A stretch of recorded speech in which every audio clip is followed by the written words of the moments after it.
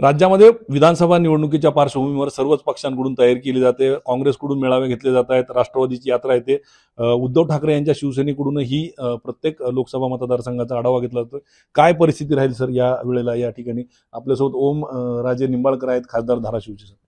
सगळ्यात महत्त्वाचं, निवडणुका लढवत असताना प्रत्येक पक्ष हा स्वतःची पक्ष संघटना प्रत्येक विधानसभा वाईज प्रत्येक गाव लेवलपर्यंत मजबूत आहे का हे पाहण्याचं काम करत असतो। मला वाटतं त्याचाच भाग म्हणून आम्ही सगळेजण आज सगळ्या लोकसभा मतदारसंघाचा आढावा घेतोय आणि महाविकास आघाडी म्हणून लढत असताना आम्ही सगळेजण एकत्र लढत असताना समजा तिन्ही पक्षाची ताकद जेव्हा जो उमेदवार त्या ठिकाणी महाविकास आघाडीचा असेल त्याच्या पाठीमागं उभी राहील, त्याच वेळेस मला वाटतं खऱ्या अर्थानं विधानसभेचं जे यश आहे ते पदरात निश्चितपणे पडेल। मला वाटतं त्या अनुषंगानं आज काही स्वबळाची चाचपणी आहे का? कारण शिवसेनेकडून 250 पेक्षा जास्त मतदारसंघात सर्वेक्षण करण्यात आलं। प्रत्येक पक्ष करतोय ना, 250 नाही 288 मतदारसंघात। आता एक लक्षात घ्या, प्रत्येक पक्षाची संघटना, प्रत्येक पक्षाचे कार्यकर्ते, प्रत्येक पक्षाचं केडर हे प्रत्येक विधानसभेमध्ये आहे।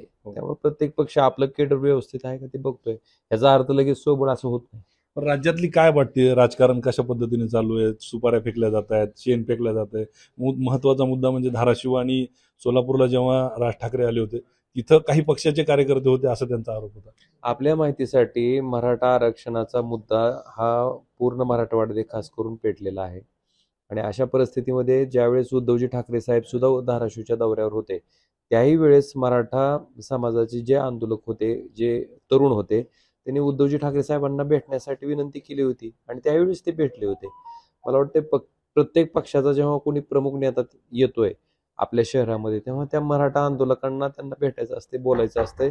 त्यामुळे असं कोण त्याच्यावर की बाबा अमुक पक्षाचा कार्यकर्ता होता तमुक पक्षाचा कार्यकर्ता असं नाही, समाज म्हणून ते त्या ठिकाणी होते।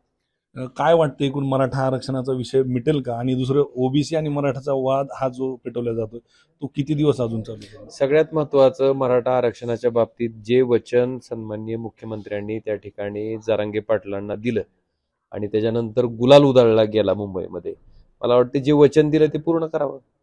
तर हे होते ओमराजे निंबाळकर, ज्यांनी स्पष्ट केलंय की प्रत्येक पक्षाचा नेता जो आहे तो प्रत्येक ठिकाणी फिरतोय आणि मराठा आरक्षणाचा विषय जो आहे तो मुख्यमंत्र्यांनी शब्द पाळावा।